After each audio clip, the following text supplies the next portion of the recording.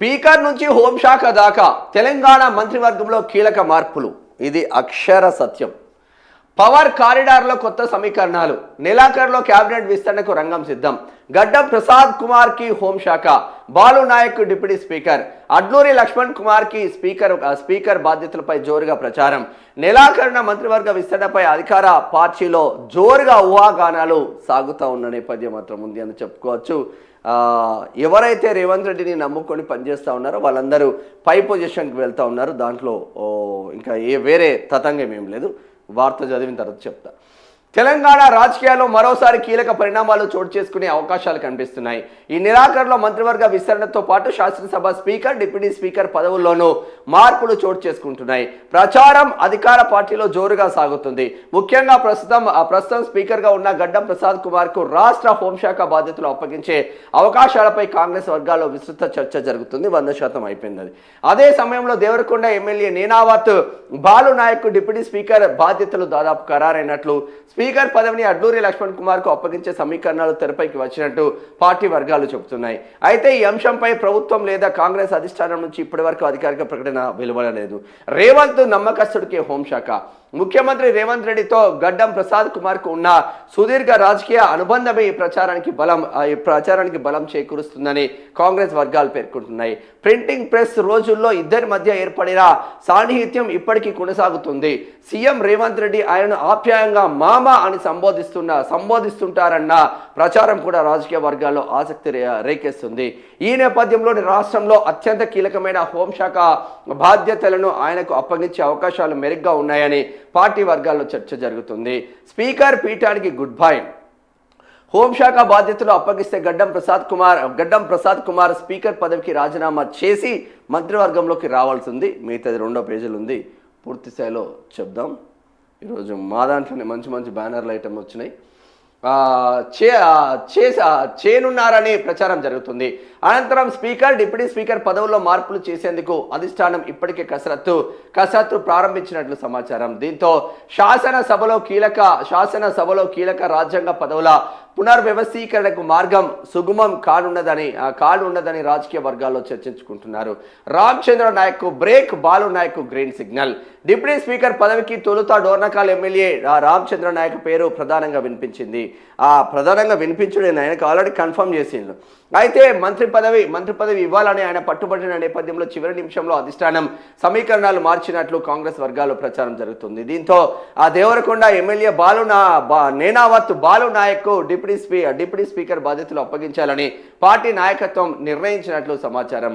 బాలు నాయక్ ప్రమాణ స్పీకర్ మార్పు అనంతరం జరిగే అవకాశాలు ఉన్నాయని రాజకీయ వర్గాల్లో చెబుతున్నారు. అడ్లూరి లక్ష్మణ్ కు స్పీకర్ బాధ్యతలు. గడ్డం ప్రసాద్ కుమార్ రాజీనామా అనంతరం స్పీకర్ పదవికి అడ్లూరి లక్ష్మణ్ కుమార్ పేరును అధిష్టానం పరిశీలిస్తున్నట్లు సమాచారం. అనుభవం, సామాజిక సమీకరణాలు, ప్రాంతీయ సమతుల్యత వంటి అంశాలను దృష్టిలో ఉంచుకొని ఈ నిర్ణయం తీసుకునే అవకాశాలు ఉన్నాయని పార్టీ వర్గాలు పేర్కొంటున్నాయి. సామాజిక సమీకరణాల వ్యూహమా? ఈ మార్పుల వెనుక సామాజిక ప్రాంతీయ సమీకరణాలే ప్రధాన కారణమని రాజకీయ విశ్లేషకులు భావిస్తున్నారు. గిరిజన ఎస్టీ సామాజిక వర్గానికి చెందిన బాలు నాయక్ డిప్యూటీ స్పీకర్ పదవి ఇవ్వడం ద్వారా గిరిజన ప్రాంతంలో కాంగ్రెస్ కు మరింత బలం చేకూర్చాలన్న వ్యూహం ఉన్నట్లు ప్రచారం సాగుతుంది. అలాగే ఉమ్మడి నల్గొండ జిల్లాకు మరో కీలక రాజ్యాంగ పదవి దక్కనున్న నేపథ్యంలో జిల్లా కాంగ్రెస్ శ్రేణులో ఉత్సాహం నెలకొంది. ఇక రంగారెడ్డి, వికారాబాద్ కు పెరగనున్న ప్రాధాన్యం. గడ్డం ప్రసాద్ కుమార్ కు హోంశాఖ బాధ్యతలు అప్పగిస్తే రంగారెడ్డి, వికారాబాద్ జిల్లాలకు రాష్ట్ర రాజకీయాల్లో మరింత ప్రాధాన్యం పెరుగుతుందని రాజకీయ వర్గాలు అంచనా వేస్తున్నారు. రాష్ట్రంలో అత్యంత కీలకమైన శాఖల్లో ఒకటైన హోంశాఖ ఆ ప్రాంత నాయకుడి చేతుల్లోకి వెళితే కాంగ్రెస్ కు రాజకీయంగా కూడా ప్రయోజనం చేకూరుతుందని విశ్లేషించుకుంటున్నారు. వివేక్ ఢిల్లీ అండా, బట్టికి నో టచ్. మంత్రి వివేక్ వెంకటస్వామి శాఖల్లో మార్పులు ఉండొచ్చన్న ప్రచారం జరిగినప్పటికీ ఢిల్లీలో ఆయనకున్న రాజకీయ సంబంధాలు, పార్టీ అధిష్టానంతో ఉన్న సాన్నిహిత్యం కారణంగా కేబినెట్లోనే కొనసాగే అవకాశాలు ఎక్కువగా ఉన్నాయని సమాచారం. మరోవైపు ఉప ముఖ్యమంత్రి బట్టి విక్రమార్క శాఖల్లో ఎలాంటి మార్పులు ఉండబోవని, ఆయన బాధ్యతలు యథాతథంగా కొనసాగుతాయని అధికార పార్టీ వర్గాల్లో చర్చ జరుగుతుంది. ఫస్ట్ ఇక్కడ బట్టి విక్రమార్కకు కత్తెర పెడదాం అనుకున్నారు కానీ పైనుంచి రేవంత్ రెడ్డికి కత్తెర పెట్టంగానే ఇక్కడ సెట్ అయ్యిండు. కార్యకర్తల ఉత్సాహం, ప్రకటనపై ఉత్కంఠ. మీ ఈ సమీకరణాలు అమలైతే దేవరకొండ, ఉమ్మడి నల్గొండ, రంగారెడ్డి, వికారాబాద్ జిల్లాలో కాంగ్రెస్ శ్రేణులు సంబరాలు చేసుకునేందుకు సిద్ధంగా ఉన్నట్లు సమాచారం. అయితే ఇప్పటి వరకు అధికారిక ప్రకటన వెలువడకపోవడంతో పార్టీ నాయకులు, కార్యకర్తలు అధిష్టానం నిర్ణయం కోసం ఆసక్తిగా ఎదురు చూస్తున్నారు. నెలాఖరులోనే పూర్తి క్లారిటీ. ఈ నెలాఖరులో జరగనున్న మంత్రివర్గ విస్తరణతో పాటు స్పీకర్, డిప్యూటీ స్పీకర్ పదవుల్లో మార్పులపై ప్రభుత్వం అధికారికంగా నిర్ణయం ప్రకటించే అవకాశం ఉందని రాజకీయ వర్గాలు భావిస్తున్నాయి. అప్పటి వరకు అధికార పార్టీలో కొనసాగుతున్న ఈ సమీకరణాలు తెలంగాణ రాజకీయాల్లో హాట్ టాపిక్ గా కొనసాగే అవకాశాలు మాత్రం కనిపిస్తున్నట్టు తెలుస్తా ఉంది. ఇది అక్షర సత్యం ప్రజా వాయిస్ అని కూడా చెప్పుకోవచ్చు. ఇక్కడ అంటే రేవంత్ రెడ్డి మార్క్ పాలిటిక్స్ ఎలా ఉంటుందో చూపించే ప్రయత్నం చేస్తూ ఉన్నారు. ఒక ఎస్సీ బిడ్డ, అసలు ఇక వివాద రైతుడు అని చెప్పుకోవచ్చు గడ్డం ప్రసాద్ అన్న. ఆయన పవర్లో ఉన్నా పవర్లో లేకున్నా ఎవరిని ఒక మాట కూడా, చిన్న మాట కూడా అనని నేపథ్యం ఉంది. అటువంటి ఒక ఎస్సీ బిడ్డ స్పీకర్గా పనిచేస్తూ ఉన్నాడు. మీకు అందరికీ తెలిసిందే, ఒక ఎస్సీ బిడ్డ రాష్ట్ర స్పీకర్గా పనిచేస్తూ ఉన్నారు. రాష్ట్ర స్పీకర్గా పనిచేస్తూ ఉన్నారు కాబట్టి ఇక్కడ రాష్ట్ర స్పీకర్ను హోమ్ మినిస్టర్గా అపాయింట్మెంట్ చేయబోతున్నాడు ముఖ్యమంత్రి రేవంత్ రెడ్డి. ఇప్పటికే ఢిల్లీకి వెళ్ళి రేవంత్ రెడ్డి ఢిల్లీకి వెళ్ళి రాహుల్ గాంధీని కూడా కలిసి వచ్చిన నేపథ్యం తెలిసిందే. ఇక్కడ ఇదే సామాజిక వర్గానికి చెందిన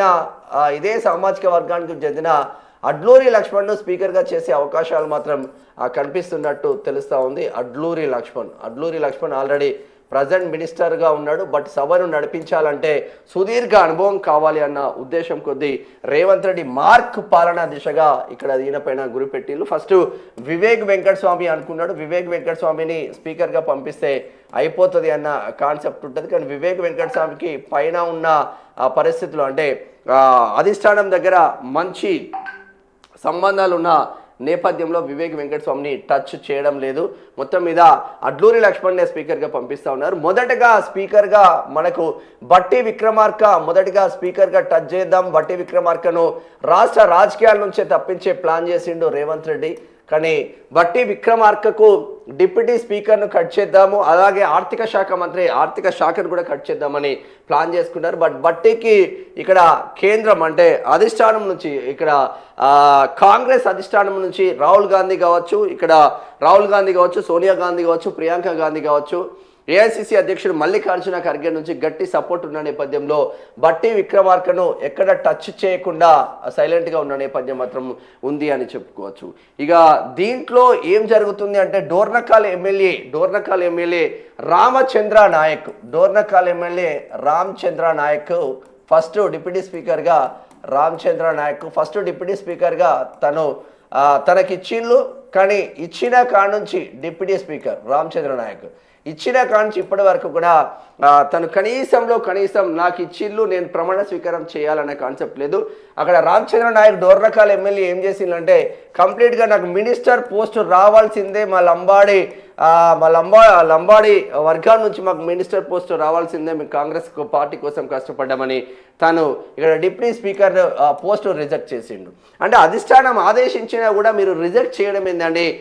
గుర్రుగా ఉన్న అధిష్టానం డైరెక్ట్గా ఆయన పక్కన పెట్టి నేనావత్ బాలు నాయక్ డోర్నకాల్ ఎమ్మెల్యే ప్రతిరోజు పబ్లిక్లలో ఉండే బాలు నాయక్ ఆయన సుదీర్ఘ అనుభవం, కాంగ్రెస్ పార్టీకి ఉన్న నిబద్ధత, రేవంత్ రెడ్డి దగ్గర ఉన్న నిబద్ధతతో మొత్తం మీద మనోడు డిప్యూటీ స్పీకర్ పదవి మాత్రం కొట్టేసిందని చెప్పుకోవచ్చు. బాలు నాయక్ కూడా విపరీతంగా ట్రై చేసిండు.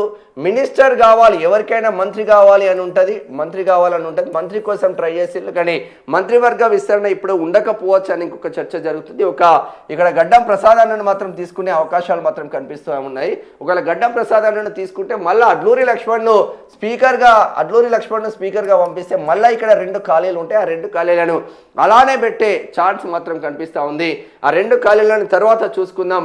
ఫస్ట్ అయితే డిప్యూటీ స్పీకర్ పదవిని కంప్లీట్ చేద్దామన్న ఉద్దేశం కొద్దీ నేనావత్ బాలు నాయక్, దేవరకొండ ఎమ్మెల్యే నేనావత్ బాలు నాయక్ డిప్యూటీ స్పీకర్గా కన్ఫర్మ్ అయిన నేపథ్యం మాత్రం ఉంది. ఇంకా స్పీకర్ పూర్తి స్థాయిలో కన్ఫర్మ్ అవ్వలేదు, ఎందుకంటే కన్ఫర్మ్ అవ్వంది మనం పూర్తి స్థాయిలో చెప్పకూడదు. బట్ అడ్లూరి లక్ష్మణ్ను ఒప్పించే ప్రయత్నాలు మాత్రం జరుగుతూ ఉంది. మరి మాదిగ సామాజిక వర్గం ఏ విధంగా ఇక్కడ రియాక్ట్ అవుతుంది అని కూడా చూడాల్సిన ఆవశ్యకత ఉంటుంది. ఎందుకంటే సుదీర్ఘ అనుభవం ఉండాలి. సభను నడిపించాలంటే రేవంత్ రెడ్డి సభను నడిపించాలి అంటే స్పీకర్గా ఎవరున్నా కూడా రేవంత్ రెడ్డి మార్క్ పాలనే చూస్తూ ఉంటాం. ఎక్కడ ఏ రాష్ట్రంలో కూడా అదే జరుగుతూ ఉంటుంది. కాబట్టి ఆయా రాష్ట్రాల ముఖ్యమంత్రులు ఏ విధంగా చెప్తే ఆ స్పీకర్లు అదే విధంగా ముందుకు సాగాల్సిన ఆవశ్యకత ఉన్న నేపథ్యంలో మరి మంత్రిగా ఉన్న అడ్లూరి లక్ష్మణ్ను తీసి స్పీకర్గా చేస్తే ఆ సామాజిక వర్గం ఎలా రియాక్ట్ అవుతుంది, మందకృష్ణ మాదిగతో ఏమైనా ఎఫెక్ట్ ఉంటుందా అనేది కూడా ఆలోచన చేస్తూ ఉన్నారు. వివేక్ వెంకటస్వామిని అదే సామాజిక వర్గం నుంచి స్పీకర్గా తీసుకోవాలని రేవంత్ రెడ్డి దృఢ నిశ్చయంతో ఉన్నారు. ఇప్పటికే అడ్లూరి లక్ష్మణ్ కూడా ఇన్ఫర్మేషన్ ఇచ్చినట్టు సమాచారం అందుతుంది. దాంతో తను కూడా మరి ఒప్పుకోడా తెలియదు కానీ గట్టిగానే ప్రయత్నాలు మాత్రం చేస్తూ ఉన్నారు. బట్టి విక్రమార్క ఆధ్వర్యంలో ప్రయత్నాలు జరుగుతూ ఉన్నాయి. ఇది ఆల్మోస్ట్ ఆల్ ఫినిష్ దశకు వచ్చింది. వీళ్ళిద్దరు మాత్రం కన్ఫర్మ్ అయిపోయింది. Adluri Laxman almost all confirm అయినట్టే. డిప్యూటీ స్పీకర్గా బాలు నాయక్, హోమ్ మినిస్టర్గా ఇక్కడ గడ్డం ప్రసాద్ కుమార్ని ఎంచుకోవడానికి కారణం ఏంటి? ఇంతమంది ఉన్నారు కదా. హోమ్ మినిస్టర్ నేను కావాలని పొంగులేటి శ్రీనివాస్ రెడ్డి ట్రై చేస్తున్నారు, హోమ్ మినిస్టర్ నేను కావాలని ఉత్తమ్ కుమార్ రెడ్డి ట్రై చేస్తున్నారు, హోమ్ మినిస్టర్ నేను కావాలని ఇక్కడ కోమటిరెడ్డి వెంకటరెడ్డి ట్రై చేస్తున్నారు. రెడ్డిలందరూ ట్రై చేస్తున్నారు. మంచి శాఖ కోసం రెడ్డిలు విపరీతంగా పోటీ పడతారు. కాంగ్రెస్ అంటేనే రెడ్డి అంటేనే కాంగ్రెస్ అన్న నేపథ్యం తెలంగాణ రాష్ట్రంలో ఉన్నది. మరి ఇంతమంది రెడ్డిలు ఉన్నా కూడా ఎస్సీల వైపు రేవంత్ రెడ్డి ఎందుకు చూస్తూ ఉన్నారంటే మేజర్ పోస్టులు మీరు చూడండి అబ్బా, మేజర్ పోస్టులు స్పీకర్ ఒక ఎస్సీని పెట్టబోతున్నాడు, డిప్యూటీ స్పీకర్ ఒక ఎస్టీని పెట్టబోతున్నారు, హోమ్ మినిస్టర్ ఒక ఎస్సీని పెట్టబోతున్నారు. ఇక్కడ మనోడు రెడ్డి. సరే ఇక్కడ బీసీలకు అన్యాయం జరుగుతుందంటే 100% బీసీలకు అన్యాయం జరుగుతుంది. మరి బీసీ మంత్రులు మాట్లాడట్లేదు, బీసీలు మాట్లాడట్లేదు. కేవలం ఒక్క తీన్మార్ మల్లన్న మాత్రమే రాష్ట్రంలో కొట్లాడుతున్నారా బీసీల విషయంలో. ఏ ముచ్చటకి ఆ ముచ్చట. మా అన్నాని కాదు, నేను పనిచేస్తాను కాదు, కానీ ఉన్న ముచ్చట నీకు చెప్తా ఉన్నా. ఆయన ఒక్కడే కొట్లాడుతూ ఉన్నారు. టిమ్స్కు మర్రి చెన్నారెడ్డి పేరు ఎవడు పెట్టుమన్నాడు, ఎందుకు పెట్టద్దు, ఎందుకు పెట్టాలి అని అడుగుతూ ఉన్నారు. ఎక్కడ పడితే అక్కడ రెడ్డిల పేర్లు పెట్టుకుంటూ ముందుకు పోతా ఉన్నారు. ఇక్కడ ఎస్సీలకు ఎస్టీలకు పెద్దపీట వేస్తూ ఉన్నాడు రేవంత్ రెడ్డి. మరి బీసీల విషయానికి వచ్చేసరికి 100% బీసీల విషయానికి వచ్చేసరికి ఫెయిల్యూర్ అవుతా ఉంది కాంగ్రెస్ పార్టీ. బీసీల విషయానికి వచ్చేసరికి కాంగ్రెస్ పార్టీ ఫెయిల్యూర్ అని కూడా చెప్పుకోవచ్చు.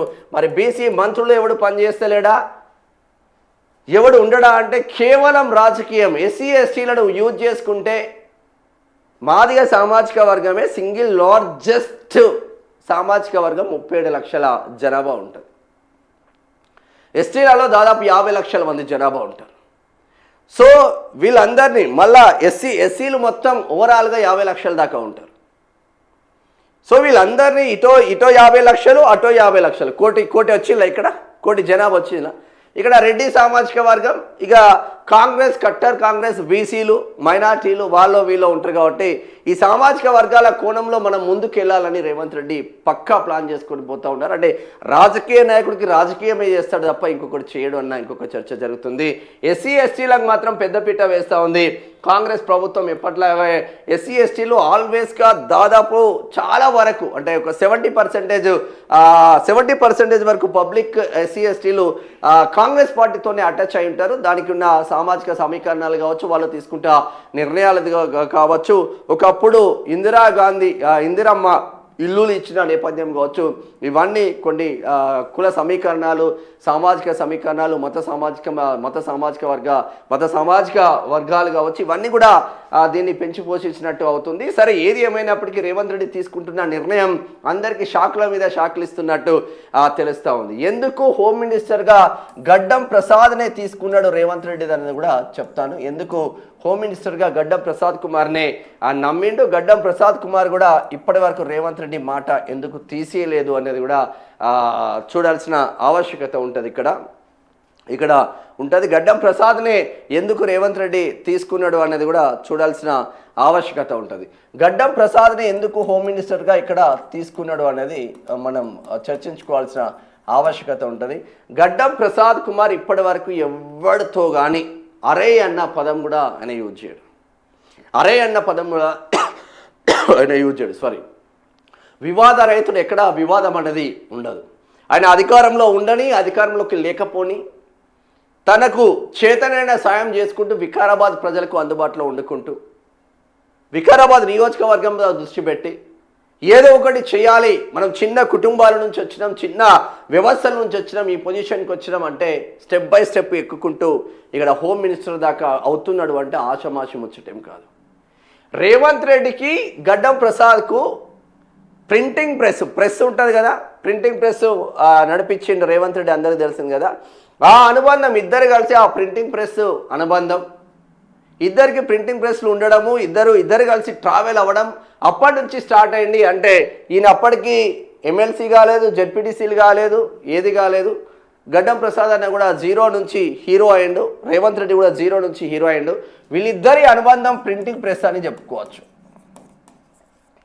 ప్రింటింగ్ ప్రెస్, వీళ్ళిద్దరి అనుబంధం ప్రింటింగ్ ప్రెస్. అప్పటి నుంచి కూడా మామా అంటాడు, అఫీషియల్ ప్రోగ్రాంలల్లో స్పీకర్ సాబ్ అంటాడు, కానీ నార్మల్గా పిలిచేది మాత్రం రేవంత్ రెడ్డి స్పీకర్ను మాత్రం మామ అని కొనియాడతాడు. దాంతోపాటు సభ అంటే ఇప్పుడు 10 మంది పార్టీ మారిన ఎమ్మెల్యేలు అందరిపైన వేటు పడుతుంది అన్న చర్చ జరిగింది. కానీ ఆ సభను ఎలా నడిపించిండు, మీరు చేస్తేనేమో సంసారం, మేము చేస్తేనేమో వ్యభిచారం అన్న కోణంలో కాంగ్రెస్ తీసుకొచ్చిన నేపథ్యంలో ఎవరిపైన కూడా వేటు పడని నేపథ్యం మాత్రం ఉంది. దానికోసం అంటే మనం ఎలా అంటే మన నమ్మకం వమ్ము చేయకుండా స్పీకర్ గడ్డం ప్రసాద్ కుమార్ మంచిగా ముందుకు వెళ్తూ ఉన్నాడు. మళ్ళీ మా వికారాబాద్ జిల్లా అన్న ఫీలింగ్తో రేవంత్ రెడ్డి ఉండడం, ఉమ్మడి రంగారెడ్డి జిల్లా తెలంగాణకు గుండెకాయ ఉమ్మడి రంగారెడ్డి జిల్లా తెలంగాణకు గుండెకాయని గుండెకు వస్తూ ఉన్నాం. సో మళ్ళా గుండెకాయకు మంచి బలం చేకూర్చాలంటే హోమ్ మినిస్టర్గా గడ్డం ప్రసాద్ను పెట్టాలన్న నమ్మకంతో గడ్డం ప్రసాద్ కుమార్కు బాధ్యతలు ఇవ్వబోతున్నారు రేవంత్ రెడ్డి అని చెప్పుకోవచ్చు. రేవంత్ రెడ్డి మార్క్ పాలన ఎలా ఉందో ఇక్కడ మనం చూస్తూ ఉన్నాం. ఇది అక్షర సత్యం అవుతుంది, మీరు రాసి పెట్టుకోండి. ఈరోజు డేటు 4 తారీఖు. ఇది పూర్తి స్థాయి విశ్లేషణ.